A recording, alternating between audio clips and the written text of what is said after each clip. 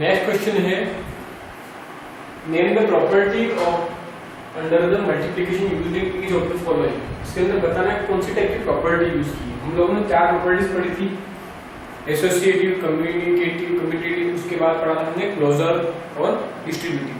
तो इन चारों में से आपको यहाँ पर जो दिख रहा है वो देखो a इंटू बी, मतलब इसको a मान लिया, इसको b मान लिया और ये आपका हो गया b इंटू ए। तो ये आपको किसी न किसी प्रॉपर्टी के जैसा लग रहा है। ये किस टाइप की प्रॉपर्टी का नाम है? हमने प्रीवियस वीडियो में वीडियो के प्रॉपर्टी के टाइप देखे थे, ये आपका टाइप है क्लोजर प्रॉपर्टी का। तो आपको खाली इसके अंदर नाम बताना है, जिसके अंदर आपका आंसर आएगा वो क्या आएगा। तो a into B is equal to B into A, कौन सा हो जाएगा? Closure property. Same to same यहाँ पर भी देखने को लग रहा है, इसको आप a मानेंगे, इसको आप क्या मानेंगे? b मानेंगे। फिर ये आपका b इंटू ए।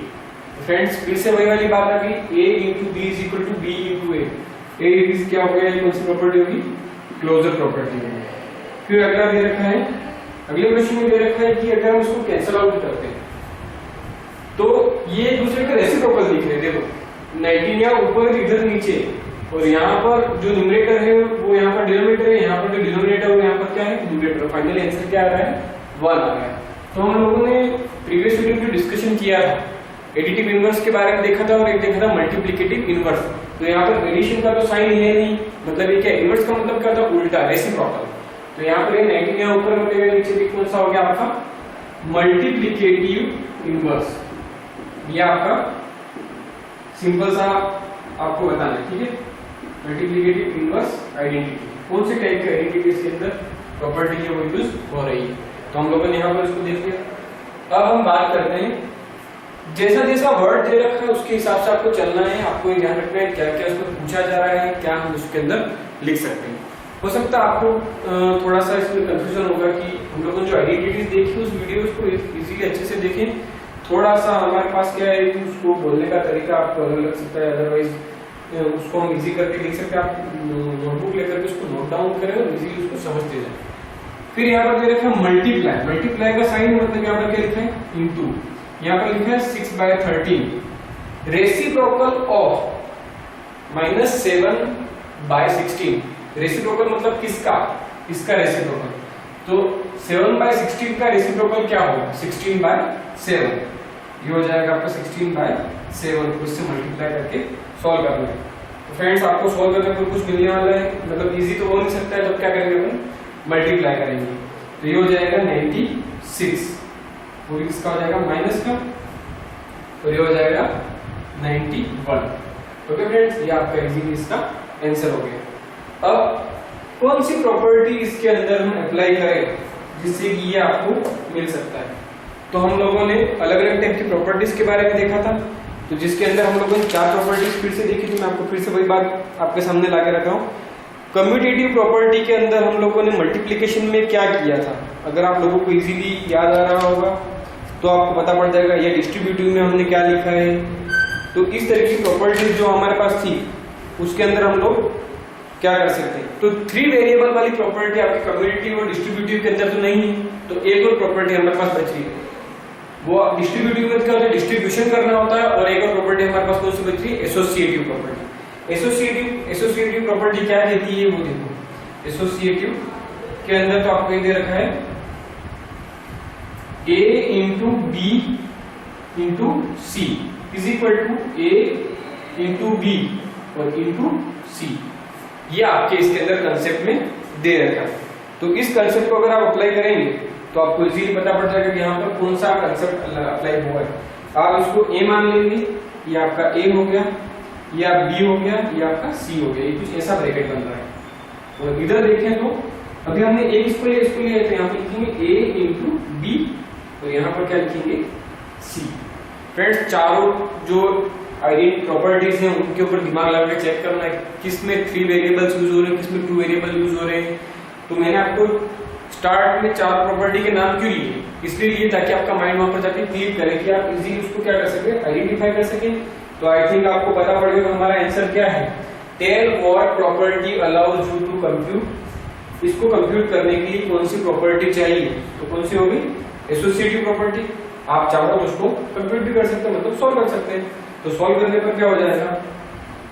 1/3 इंटू 6 इंटू 4/3, ये आपका यहाँ पर लिखा हुआ इज इक्वल टू, इसको और हम क्या करेंगे इक्वल टू वाला साइन इसको यहाँ पर अप्लाई करके चेक करते हैं।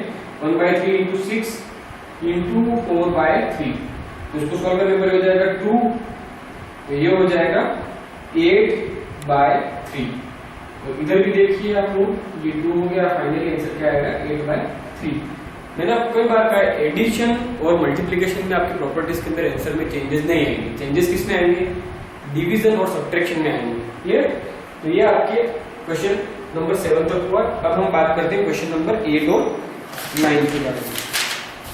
फ्रेंड्स, फिर भी आपको कंफ्यूजन है तो आप कमेंट सेक्शन में जरूर लिखें क्या आपको समझ में नहीं आ रहा है, या क्या आपको चीज समझ मतलब टफ लगी, या आपने वीडियो को किस कारण से डिसलाइक किया है, तो उसका आप रीजन लिखिए कि हमको ये समझ में नहीं आ रहा। आपको और भी इजी तरीके से उसको समझाया जाएगा। क्वेश्चन नंबर 5 और 6 को मैं रब कर रहा हूँ ताकि आप लोगों को और दूसरे क्वेश्चन को मैं समझा सकूं। तो क्वेश्चन नंबर, अब हम बात करेंगे 8 और 9 की। तो क्वेश्चन नंबर 8 में दे रखा है इज 8/9 द मल्टीप्लिकेटिव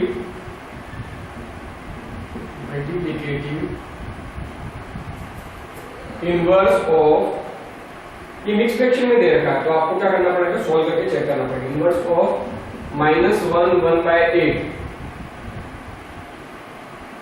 y और y0, अगर है तो क्यों है और नहीं है तो क्यों नहीं है, ये आपको यहाँ पर बताना है। और एक क्वेश्चन दे रखा है क्वेश्चन नंबर 9, जिसके अंदर दे रखा है इज 0.3 the multiplicative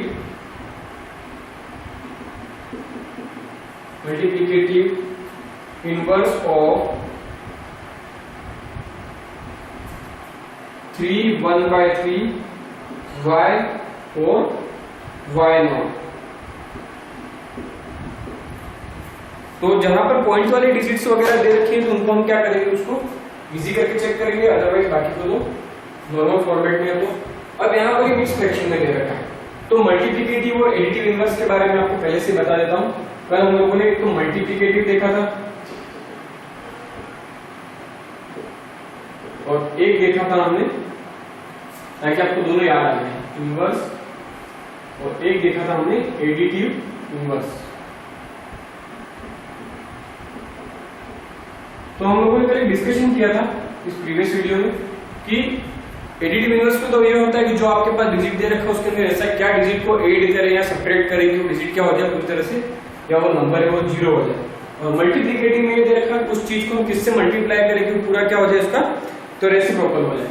तो यहाँ पर इसको सॉल्व करने पर ये तो आपका 8/9 दे रखा है, और इसको अगर हम सॉल्व करते हैं तो सॉल्व करने में होता है माइनस, ये 8 बन जाए 8 और ये प्लस हो जाएगा तो क्या हो जाएगा 9/8।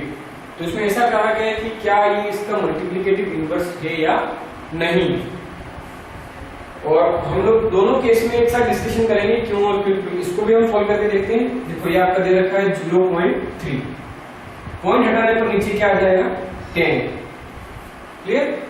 और अब मैंने आपको मतलब इजी करने पर हो जाएगा आपका 3/10, और यहाँ पर हम बात करते हैं ये एक्सपेक्शन में देखा 3 3 से 9 + 1, तो ये क्या हो जाएगा आपका 10/3, इसका इजी सॉल्यूशन।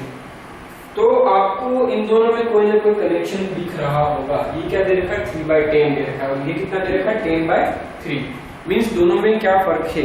हम लोगों ने जो बुक के अकॉर्डिंग हम बात करते हैं तो यहाँ पर आपसे दे रखा था एडिटिव इनवर्स और मल्टीप्लिकेटिव इनवर्स। तो हम लोगों ने यहाँ पर देखा था एडिटिव वाले में -p/q अगर दे रखा है तो उसका आंसर होता है पॉजिटिव का p/q। और एक और चीज दे रखी थी मल्टीप्लिकेटिव इनवर्स में। मल्टीप्लिकेटिव इनवर्स में क्या था, हम लोगों ने कल देखा था कि p/q इंटू q/p, तो ये आंसर क्या आता है 1 आता है। There is no relationship of the sine, यहाँ पर साइन से कोई लेना देना नहीं, मतलब साइन का मतलब पॉजिटिव या नेगेटिव। तो ये आपका क्या होगा, ये इसका मल्टीप्लिकेटिव इनवर्स नहीं होगा। क्यों नहीं होगा, क्योंकि ये क्या कर रहा है नेगेटिव साइन कंटेन कर रहा है, जबकि यहाँ पर ये इसका मल्टीप्लिकेटिव इनवर्स होगा। आप लोग क्लियरली समझ में आना चाहिए कि हम लोग क्यों दोनों क्वेश्चन को एक साथ किया है और उसके बाद पीछे रीजन क्यों लिख रहे हैं। तो यहाँ पर लिखेंगे 8/9 मल्टीप्लीकेटिव, बिकॉज पहले तो हम लिखेंगे कि 8/9 का मल्टीप्लीकेटिव इनवर्स क्या होता है, ठीक है। Multiplicative inverse is 9/8, but in this question, इस क्वेश्चन के अंदर हमको क्या मिल रहा है, -9/8 is answer of mix fraction. So क्या हो जाएगा, -9/8 इज नॉट मल्टीप्लीकेटिव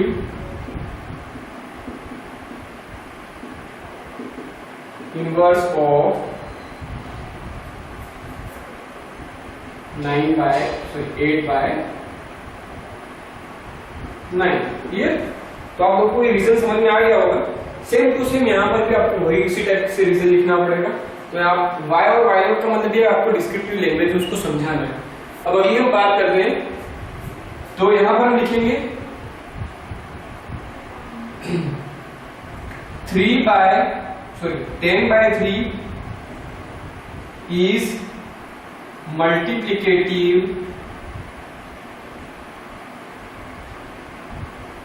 inverse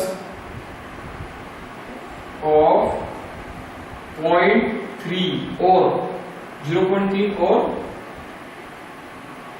3/10, क्योंकि हमने क्या कहा, इसको इजी सॉल्व किया है। सो क्यों होगा, तो बिकॉज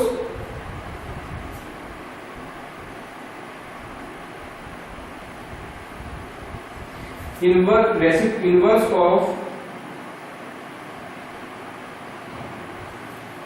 3/10 और 0.3 इज क्या हो जाएगा, 10/3। ठीक है फ्रेंड्स, ये इसको क्या करा हमने, मिक्स फ्रैक्शन को सॉल्व किया। मिक्स फ्रैक्शन को सॉल्व करने पर आपके पास 10/3 आया और इस तरीके की चीज। अब कुछ इसके अंदर और भी डाउट्स आपको हो सकते हैं, क्योंकि कभी कभार हमको क्या होता है, हम वीडियोस को देखते हैं तो वीडियोस को हम ट्रैक नहीं कर पाते हैं, या फिर हमको प्रॉब्लम्स ऐसी हो सकती है। तो यहाँ पर कुछ रीजन वाले क्वेश्चन भी दे रखे हैं, फिल इन द ब्लैंक्स वाले भी दे रखे हैं। तो आप अच्छे से उन वीडियोस को देखें और उसके बाद हम उस डिसीजन पर आएंगे कि आपको कौन सी चीज समझ में आ रही है या नहीं आ रही। तो ये आपके जितने भी न्यूमेरिकल क्वेश्चंस थे वो मैंने आपको एक्सरसाइज के करवा दिए। अब हम नेक्स्ट एक्सरसाइज करेंगे 1.2, जिसके अंदर आपको सारे वीडियोस को, प्रीवियस वीडियोस को इजीली चेक कर लें, ताकि आपको कोई भी प्रॉब्लम हो तो उससे आप उसके डाउट है वो क्लियर कर सकते हैं।